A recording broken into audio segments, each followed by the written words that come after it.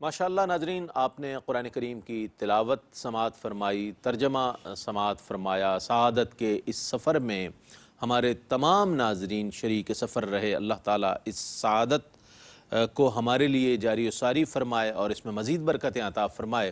آئیے تفسیر کے لیے چلتے ہیں حضرت علامہ محمد شہزاد مجددی صاحب کی خدمت میں کہ اس کا ان آیات مبارکہ کا خلاصہ بھی بیان فرمائیں اور تفسیر بھی بیان فرمائیں۔ بسم اللہ الرحمن الرحیم، الحمدللہ رب العالمین، والصلاة والسلام علی اشرف الانبیاء والمرسلین وعلی آلہ وصحبہ اجمعین۔ ناظرین مکرم،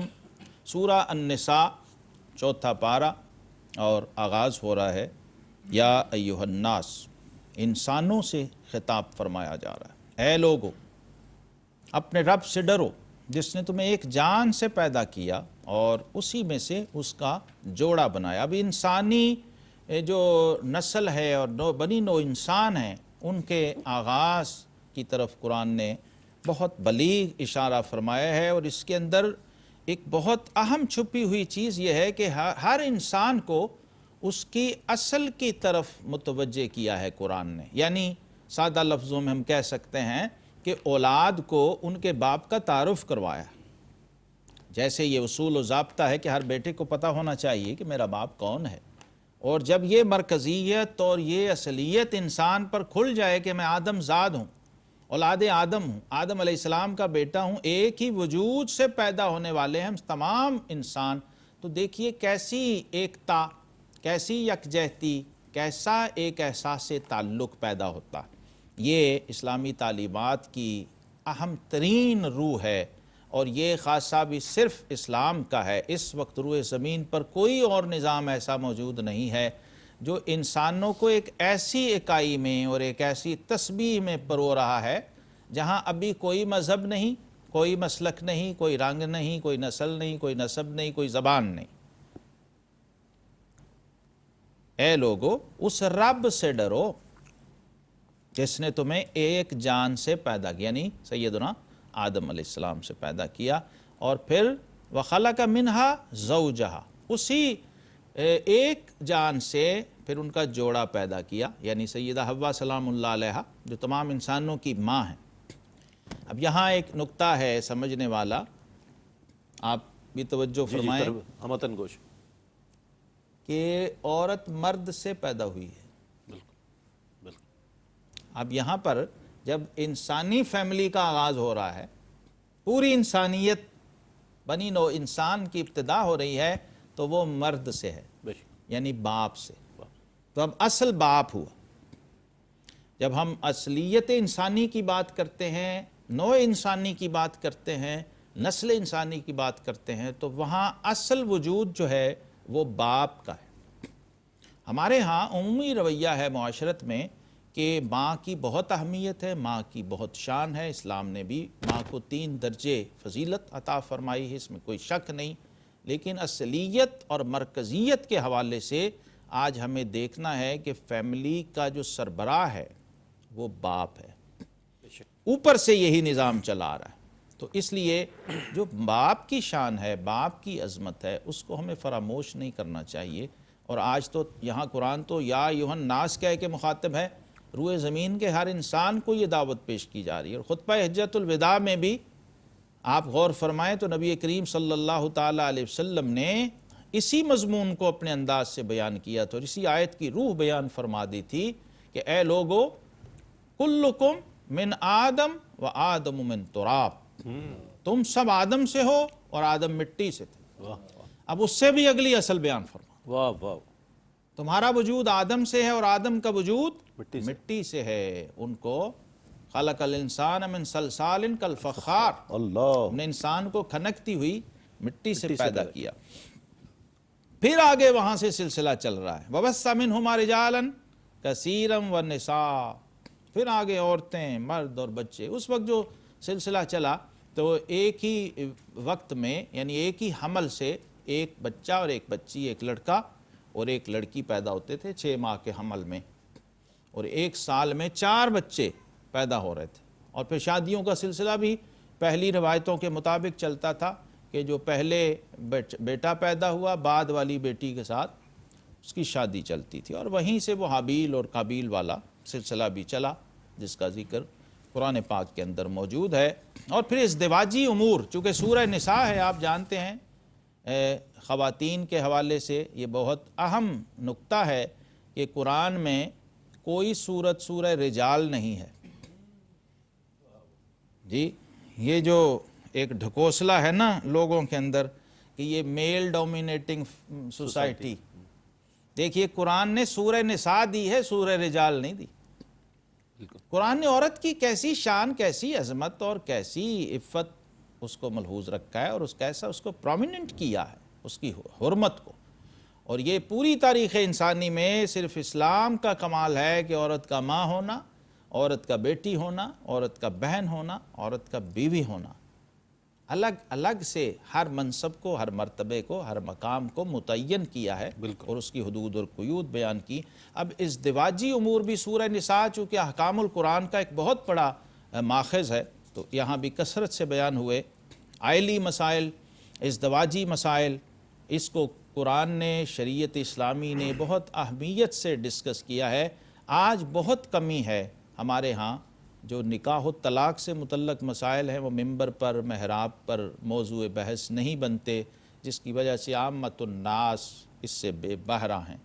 آج ضرورت ہے تو ہمیں ازدواج کے حوالے سے جو تعلیم دی قرآن نے، فرمایا فَانْكِحُوا مَا طَابَ لَكُم مِّنَ النِّسَاءِ مَثْنَىٰ وَثُلَاثَ وَرُبَاعَ، تو نکاح میں لاؤ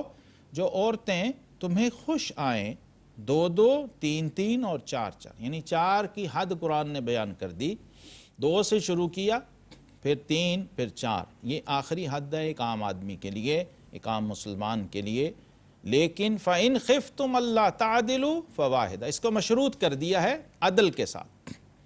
اگر تمہیں یہ خوف ہو کہ تم انصاف نہیں کر سکو گے، ان کے حقوق پورے نہیں کر سکو گے، چونکہ سلسلہ حقوق و فرائض کا ہے، میاں کے حقوق بیوی پر ہیں، بیوی کے حقوق میاں پر ہیں، پھر اس کے بعد آگے بچے پیدا ہوں گے، اولاد کے حقوق، ان کا ذکر بھی سورہ نساء کے اندر آ رہا ہے، اس پہ بھی ہم بات کریں گے۔ اور شادی جب ہوگی تو اس میں کیا ہوگا؟ مہر دینا ہوگا،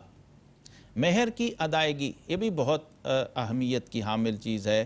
نکاح کے مسائل میں۔ تو فرمایا جب بیویوں کے مہر ادا کرو عورتوں کے تو خوشی سے دو۔ جب مہر ادا کیا جائے تو بعض دفعہ خواہی نہ خواہی جبرن لوگ دے رہے ہوتے ہیں، لیکن قرآن نے کہا ہے نہلا، خوش دلی سے ادا کرو۔ آپ لوگ نکاح میں برکت ڈھونڈتے ہیں اور بے برکتی کا رونا بھی روتے ہیں۔ آپ دیکھیے کہ جو قرآن کی بتائی ہوئی تعلیمات ہیں، جب مہر خوش دلی سے ادا کیا جائے، بر وقت ادا کیا جائے، اور یاد رہے کہ یہ صرف اور صرف اس خاتون کا حق ہے جس کی شادی ہو رہی ہے، جو دلہن بن رہی ہے،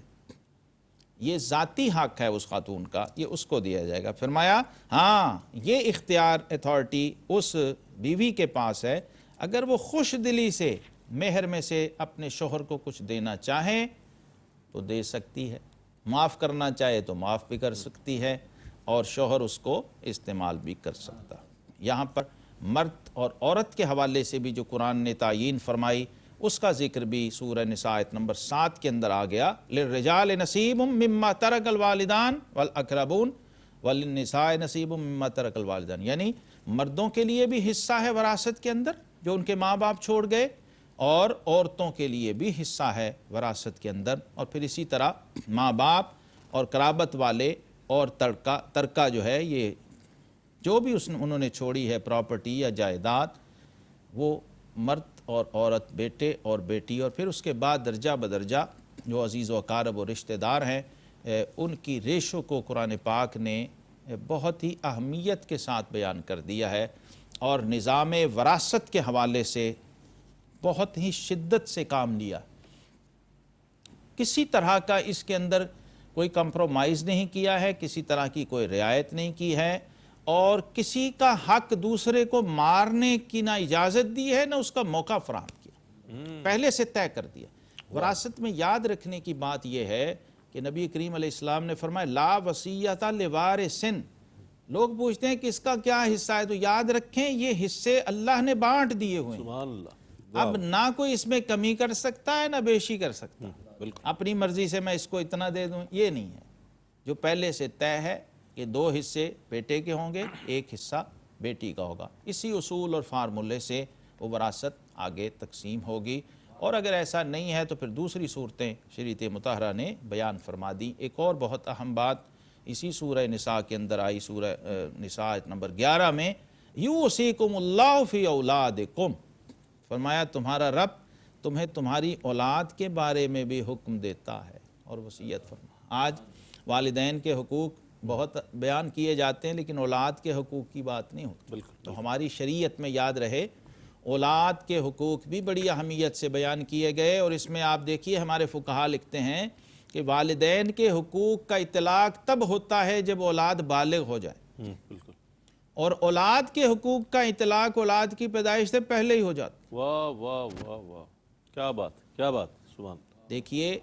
جب ایک رشتہ ہوتا ہے، ایک مرد اور عورت میاں اور بیوی کے رشتے میں اور بندھن میں بندھتے ہیں، تو اس کا بنیادی مقصد کیا ہے کہ آگے اولاد کا سلسلہ، نسل کا سلسلہ چلے گا۔ تو شریعت مطہرہ نے ہمیں یہ بتایا کہ وہ بچہ جو ابھی پیدا نہیں ہوا ہے اس کے لیے، جسے قرآن کہتے ہیں النساء حرث لکم، تو گویا تم اپنی اگلی فصل کے لیے کھیتی ڈھونڈ رہے ہو۔ تو جو شخص، اسلام یہ تعلیم دیتا ہے کہ اپنے لیے دلہن کی تلاش میں ہے، وہ یہ یاد رکھے کہ وہ صرف اپنی بیوی نہیں بلکہ اپنی ہونے والی اولاد کی ماں کو بھی تلاش کرے۔ اسی طرح جو خاتون ہے اسے بھی یہ معلوم ہونا چاہیے کہ یہ میرا شوہر ہی نہیں ہے، یہ میری ہونے والی اولاد کا باپ بھی ہے۔ جب اس پہلو سے بنیاد بنتی ہے ایک معاشرے کی، تو وہاں سے پھر نافع انسان، نافع خاندان اور نفع بخش لوگ جنم لیتے ہیں۔ اسلام نے بڑی گہرائی کے ساتھ، بڑی اہمیت کے ساتھ اولاد کے حقوق بیان کیے، اور بڑی تفصیلات ہیں حدیث پاک میں۔ میں صرف ایک اشارہ یہاں عرض کر دیتا ہوں کہ ایک صحابی تھے، حضور صلی اللہ تعالی وسلم کے گھر تشریف لے گئے، ان کا بیٹا آیا، بچہ، تو انہوں نے بڑا محبت سے اس کو لپٹا کے گلے لگایا اور بوسہ دیا بیٹے کو۔ اور جب اسی صحابی کی اندر سے چھوٹی بچی آئی، بیٹی، تو اس کو بس ایسے ہی سرسری انداز سے اپنے ساتھ بٹھا لیا اور اسے بوسہ نہیں دیا۔ تو آقا کریم علیہ السلام نے فرمایا اعدلوا بین اولادکم، فرمایا اپنی اولاد کے درمیان بھی انصاف کو ملحوظ رکھا کرو۔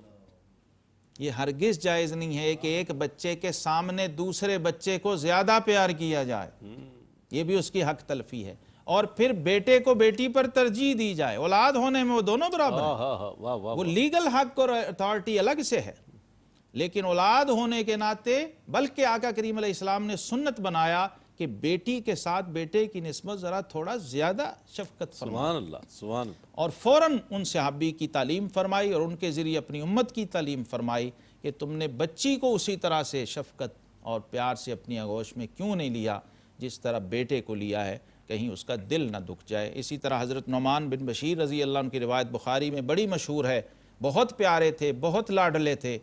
بہت محبوب تھے اپنے ماں باپ کے بھی اور آقا کریم علیہ السلام کے بھی، لیکن جب ان کے والد نے ان کو گفٹ کرنا چاہا اپنے باقی بچوں کے علاوہ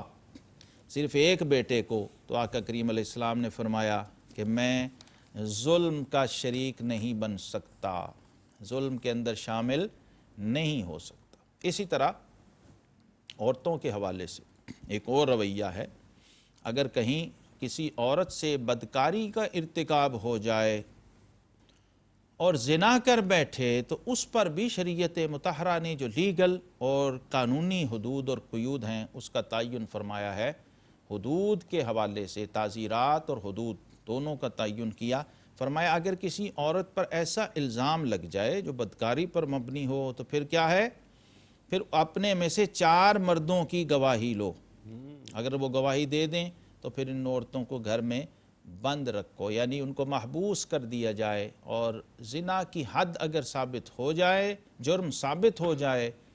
شرائط کے ساتھ، لیگل قانونی شرائط کے ساتھ، تو پھر اس کی سزا اسلام نے رجم اور موت مقرر فرمائی ہے، خواہ وہ مرد ہو خواہ وہ عورت ہو۔ خاص طور پہ شادی شدہ مرد اور شادی شدہ عورت، اس کو سنگسار کرنے یعنی موت کی سزا تجویز فرمائی گئی ہے، اس لیے کہ یہ صرف قانون کی یا شریعت کی خلاف ورزی نہیں ہے، فطرت کے بنیادی اصولوں کو پامال کیا جا رہا ہے۔ ایک پورے کے پورے طے شدہ نظام کی خلاف ورزی کرتے ہوئے جو میاں اور بیوی کے رشتے سے آدم اور حوا سلام اللہ علیہما سے شروع کیا تھا اللہ نے نظام فطرت، اس کی خلاف ورزی کر کے انہوں نے نظام فطرت کو توڑنے کی کوشش کی ہے اور ایک ایسا راستہ متعین کیا ہے جس سے اگلا نسل اور اگلی جو انسان پیدا ہو اس کی کوئی اصل نہ ہو، اس کی کوئی حیثیت نہ ہو اور اس کا کوئی معاشرتی سٹیٹس نہ ہو۔ آگے پھر ہمیں قرآن بار بار توبہ کا رستہ بھی دکھاتا ہے، اپنا تواب اور رحیم ہونا بھی اللہ رب العزت نے بیان کیا ہے، اور پھر دوبارہ سے جیسے پہلے بیان ہوا تھا یہاں بھی بتا دیا کہ اگر کوئی غلطی کا مرتکب ہو جائے اور نادانی کے اندر، نادانی میں یعنی لا علمی میں کسی گناہ میں کسی غلطی میں مبتلا ہو جائے تو اس کے لیے فرمایا ثم یتوبون من قریب فاولئک یتوب اللہ علیہم، یعنی گناہ کے فوراً بعد توبہ کی طرف متوجہ ہونا اور توبہ کر لینا یہ اللہ کو بہت پسند ہے، کیونکہ وقان اللہ علیما حکیمہ، اللہ تبارک و تعالیٰ اس بات کو جانتا ہے کہ جب اس نے گناہ کیا ہے یا جرم کا مرتکب ہوا ہے تو کس کیفیت میں کیا۔ ایک تو آقا کریم علیہ السلام نے اپنی امت کے لیے بشارت ارشاد فرما دی کہ اللہ رب العزت نے میری امت سے خطا اور نسیان کو پہلے ہی اٹھا لیا، اگر نہ چاہتے ہوئے یا بھول کر اس سے بھول چوک میں کوئی غلطی ہو گئی ہے تو اللہ تبارک و تعالیٰ اس کو معاف فرما دیتے ہیں، اور اگر اس بندے کو اپنے گناہ کا احساس ہو جائے اور وہ فوراً توبہ کی طرف رجوع کر لے تو یہاں تک حدیث پاک میں ہے کہ یہ جو دائیں طرف والا نیکیاں لکھنے والا فرشتہ ہے یہ بائیں طرف والے فرشتے کو کہتا ہے کہ ابھی ذرا ٹھہر جاؤ، شاید یہ توبہ کر لے، تو گویا اس کے نامہ اعمال میں وہ بدی اور وہ گناہ درج ہونے سے پہلے ہی معاف ہو جاتا ہے اگر بندہ بر وقت توبہ کر لے، کیونکہ التائب من الذنب کمن لا ذنب لہ، فرمایا گناہ سے توبہ کرنے والا ایسا ہے جیسا کہ اس نے گناہ کیا ہی نہیں۔ وآخر دعوانا ان الحمدللہ رب العالمین۔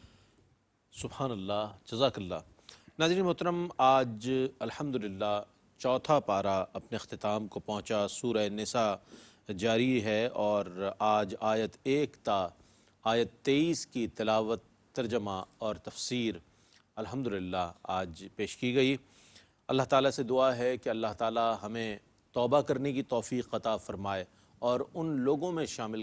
فرمائے کہ جن کی اس نے توبہ قبول فرمائی ہے، چونکہ بحیثیت انسان ہم سے زندگی میں جو کچھ سہون اگر کچھ ہو گیا ہے، نادانی میں کچھ ہو گیا ہے، کچھ معاملات ہو گئے ہیں تو اللہ تعالیٰ سے دعا ہے کہ اللہ تعالیٰ اسے معاف فرمائے۔ اس کے ساتھ ہی پیغام قرآن سے اپنے میزبان محمد رئیس احمد کو اجازت دیجیے۔ اللہ حافظ۔